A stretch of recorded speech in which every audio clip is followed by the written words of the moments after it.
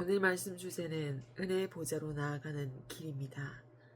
말씀을 선포할 때 많은 영광과 은혜를 받으시기를 간절히 바랍니다. 삶을 살아갈 때 여러 가지 감정들이 교차되어 오가는 때가 많이 있습니다. 눈물이 날 때 우리는 참지 말고 울어야 할 때를 알아야 하고, 웃음이 날 때 실컷 웃을 만큼 웃어야 감정이 분출되고 표현이 되어서 건강한 감정을 가지게 됩니다. 그러나 우리는 대부분 많은 것을 감내하고 스스로 져야 할 짐들에 짓눌려 감정을 참을 때가 많이 있습니다. 삶을 살아갈 때 진정으로 기뻐해야 할 일과 슬퍼해야 할 일은 다른 사람을 위해서 웃을 줄 알고 타인의 감정을 공감하며 울어주는 그때가 가장 진정한 예수님의 사랑을 전할 수 있는 길입니다. 예수님의 길은 은혜로 나아가는 길입니다. 우리가 적극적으로 주님께 매달리고 붙잡을 힘조차 남아있지 않을 때 우리는 은혜를 놓치고는 그것을 잊어버리고 살아가게 됩니다. 하지만 일상 속에서 우연히 발견하게 되는 하나님의 사랑을 우리는 은혜로서 다시 주님을 바라보게 됩니다. 오늘 본문 말씀은 담대하지 못했던 때를 떠올리며 큰 대제사장이신 예수님의 길로 가는 길은 은혜의 보좌의 자리까지 굳게 힘을 써서 담대하게 나아가라고 말씀하고 있습니다. 사람은 종이 한 장 차이로 감정의 나락으로 빠지게 되거나 고사일생으로 깨달음의 자리까지 나아가게 되는 경우를 종종 보게 됩니다. 언제나 주님께서는 말씀하십니다. 내가 길이요 진리요 곧 생명이니, 길이고 진리고 생명이신 예수님 앞으로 나아오라고 말씀하고 계십니다. 그러나 우리는 일상을 살아가면서 세상에 때가 묻고 어두워진 영혼으로 좋지 않은 마음들이 많이 가지게 될 때가 있습니다. 그럴 때는 어떻게 하면 그 감정에서 헤어나올 수 있을까요? 부정적이고 어두운 감정 속에서 우리는 헤어나오지 못할 때가 참 많이 있습니다. 말씀과 기도로 살아가는데도 분명하신 예수님께서는 침묵하고 계실 때가 있다는 것입니다. 그러한 경우에는 내 생각을 삭히고 내 감정을 내려놓는 과정의 시간들이라는 것입니다. 문제가 자주 발생하고 사건이 끊임없이 갈등이 지속되고 관계가 틀어지고 하는 일마다 되지 않을 때가 있습니다. 그런 시간들은 나 자신과의 싸움에서 하나님께서 내 생각들, 내 아집들, 내 감정들을 내려놓으라고 허락된 시간들입니다. 결국 내가 스스로 지쳐서 마음속에서 빈 공간이 생긴다면 그때 주님께서 길을 여시는 틈으로 들어오신다는 것입니다. 그리스도께서 인성을 가지시고 자신의 것으로 삼으신 것은 우리의 연약함이었습니다. 이 연약함에는 추위와 더위, 배고픔과 기타 육체적 공공 등과 같은 외적 비참과 함께 두려움과 슬픔과 죽음의 공포 등과 같은 마음의 감정들이 포함되어 있습니다. 즉 여기서의 연약함이란 인간을 유혹과 재해에 민감하게 하는 인간 본성의 본질적인 약함입니다. 그리스도는 우리의 연약함을 취하셨기 때문에 우리의 연약함에 동참하실 수 있었습니다. 그것은 직접 경험하지 않고 감정이입 차원에 머무르는 것이 아니라 직접 경험하면서 같이 느끼는 것이며 더 나아가 능동적인 도움을 제공하는 것을 의미합니다. 그리스도께서는 자신의 백성의 연약함을 실제로 감당하셨으며 그렇기 때문에 그들이 느끼는 것과 똑같은 느낌을 가지고 그것을 알고 이해하고 계시며 그들에게 도움을 줄 수 있는 것입니다. 그러므로 그는 우리의 불행을 알지 못하며 우리를 돕기 위한 어떤 인간적인 감정에도 마음이 움직이지 않는 것은 아닐까 하고 두려워할 필요가 없다는 것입니다. 시험을 받는 것도 선도 제약도 아닙니다. 우리의 경우는 시험을 받는 것 자체가 우리의 죄로 인한 것이지만 그리스도의 경우에는 죄로 인한 것이 아니라는 것입니다. 그리스도께서 우리와 동일한 본성을 입고서 시험을 받으신 것을 말해 줍니다. 그리스도께서 우리의 인간성에 온전히 참여하셨기 때문에 자기 백성의 연약함을 돕는 대제사장의 직무를 천상에서 시행할 수 있는 것입니다. 그러므로 우리는 우리의 육신의 연약함 아래 고통을 받고 허덕일 때 언제나 하나님 아들도 똑같은 고통을 경험하셨다는 것을 명심해야 합니다. 우리의 중보자이신 그리스도는 불행한 우리를 구원하기 위해 우리의 모든 약점들을 체험하셨습니다. 그리스도의 죄 없으심은 그에게 인간적 연약함이 없었다는 것을 의미하지 않고 오히려 시험들에 대한 승리를 의미합니다. 이때 그의 승리는 시험하는 자의 죄에 조금이라도 타협하여 그 죄의 호의를 보이거나 그의 아버지에 대한 신뢰심을 조금이라도 멸하려는 마음을 단호히 거절하는 것입니다. 따라서 그리스도의 무죄성은 수동적이고 정적인 상태가 아니라 시험에 대한 그리스도의 능동적인 승리로 볼 수 있습니다. 그리스도는 그 시험을 당하고 끝까지 견뎌 이기셨으므로 그 시험의 어려움을 낱낱이 아십니다. 그래서 그는 우리를 진정으로 동정할 수 있다는 것입니다.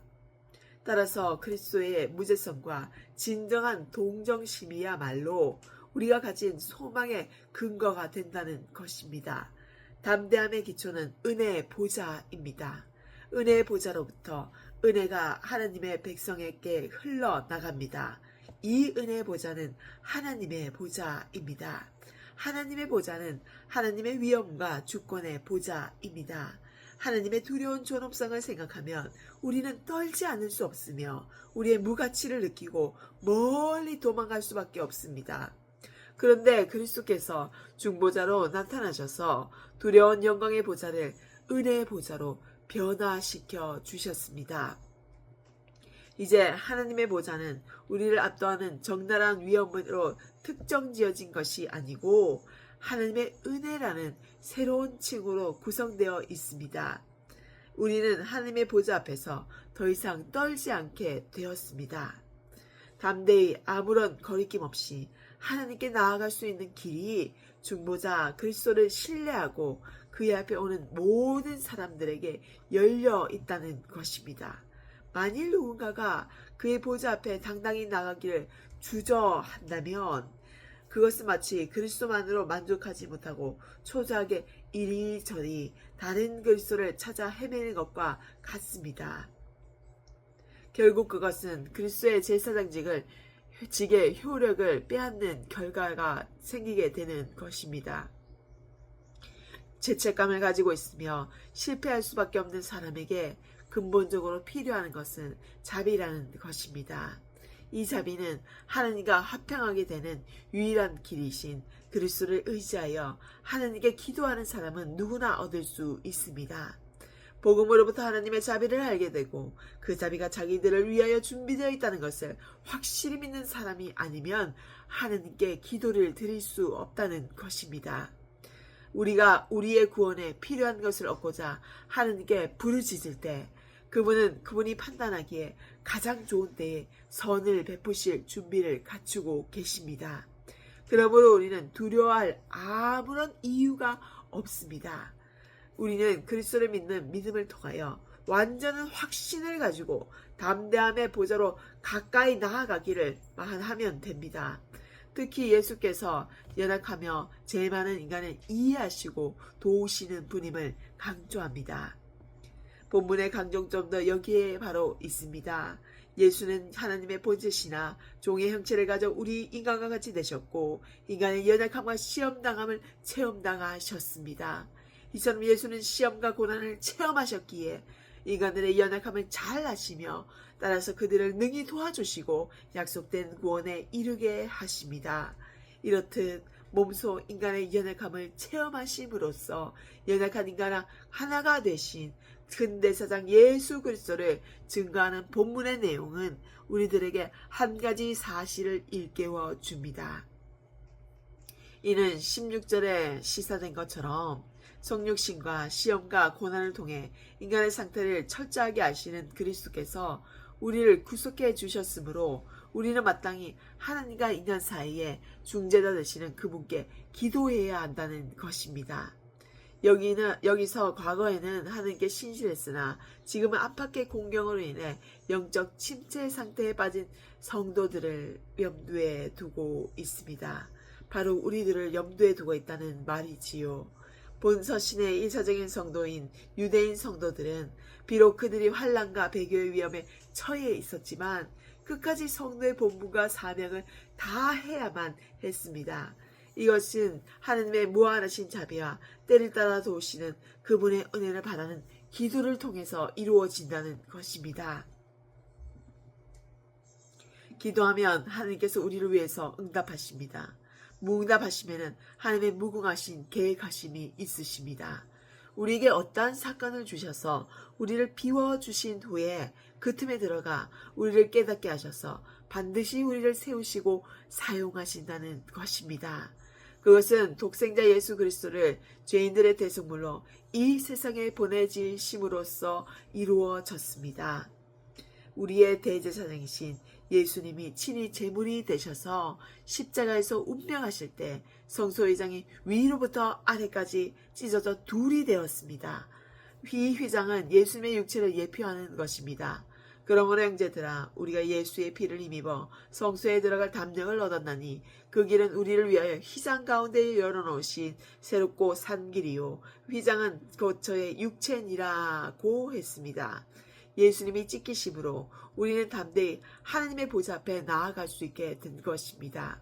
죄인된 우리가 하나님께 나갈 수 있는 길을 여시려고 예수님의 육체도 성소의 휘장처럼 찢김을 받으신 것입니다.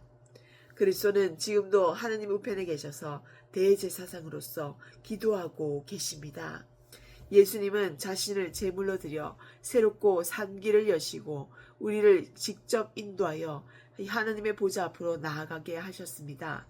그러므로 하나님의 자녀에게 필요한 것은 하나님으로부터 오는 은혜입니다.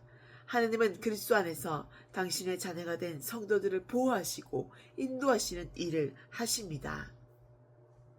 때를 따라 돕는 은혜는 그 사역의 표현입니다. 성도는 하나님의 은혜를 떠나서 살 수 없습니다. 따라서 예수 그리스도 안에 계시된 하나님의 긍휼하심을 믿음으로 수용하고 그 은혜의 필요성을 인식한 인간들은 그 은혜의 원천인 하나님의 보좌 앞으로 담대히 나아가야 합니다. 이 길을 예수 그리스도는 자신의 육체를 십자가에 달리게 하심으로써 열어놓으셨습니다. 그리고 그것은 죄인들로 하여금 하나님께 나아갈 수 있는 용기를 갖게 하셨습니다. 그렇게 하심으로써 그리스도는 우리의 영원한 대제사장이 되신 것입니다. 사랑하는 성도 여러분, 우리를 도우시는 대제사장은 우리 위해 죽음까지 경험하신 분이십니다. 그리고 죽음에서 다시 사신 부활의 주님이십니다. 우리를 부활로 이끄시는 분이십니다. 우리를 도우시는 대제사장은 우리의 연약함을 채울하신 분이십니다. 그래서 우리가 당하는 고난이라면 무엇이든지 도우실 수 있는 분이십니다. 우리를 도우시는 대제사장은 우리를 은혜의 보좌 앞으로 인도하시는 분이십니다.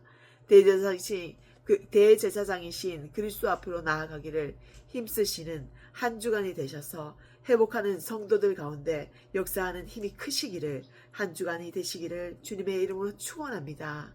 기도하시겠습니다. 주님, 이제는 속지 않겠습니다. 세상 마귀의 유혹에 속임과 배신과 감정주의로 살아온 지난 날들의 죄의 속성들을 이제는 결단하고 다짐해서 끊어내게 하소서. 새 길을 열어서 새 역사, 새 하늘과 새 땅의 길로만 방향을 바꾸어서 뒤돌아보지 않고 오직 주님 안에서만 거하는 역사 일으켜 주시기를 주님 간절히 원하고 바라옵나이다. 신실하신 하나님, 반드시 응답할 줄 믿사오니 믿음의 기도 절대자 하나님 앞에서 멈추지 않게 하옵소서. 은혜의 보좌로 담대히 나아가는 길은 예수님께서 보이신 그 길을 바라보며 힘과 용기를 얻고 주님 주신 능력으로 나아가는 것입니다. 반드시 우리를 고치시고 세우셔서 사용하시옵소서. 땅에 떨어져서 허투루 사는 허무한 인생들을 불쌍히 여기사 세상에서 허우적거리며 거친 물살에 넘어가는 우리의 육과 마음을 영으로 살 수 있도록 우리를 붙잡아 주시옵소서. 기적의 하나님께서 일으키신 말씀들로 이야기로 끝나는 것이 아니라 말씀의 씨앗이 되어서 장성한 분량까지 자라나 우리가 성숙한 그리스도인으로서 먼저 품어주고 아껴주는 섬기는 사람이 되게 하여 주시옵소서. 내 생각, 내 감정대로 살아온 지난 날들을 더 많았다면 이제는 하나님의 마음으로 살아가는 날들이 더 많도록 인도하여 주시옵소서. 눈물로 씨를 뿌리는 자는 반드시 거두신다는 주님의 말씀을 꼭 부여잡고 눈물의 하루를 살더라도 어려운 환경 속에서도 신실하시고 변함없인 하나님만을 붙잡고 담대히 살아갈 수 있는 힘을 주실 줄로 믿사옵나이다. 오늘도 간절히 주님을 찾는 한 주간이 되게 하시고 전쟁터 같은 세상 속에서 승리하시는 여호와 니시의 하나님만을 바라보며 소망하며 살아가게 하실 우리 구주 예수 그리스도의 이름으로 기도드립니다. 아멘.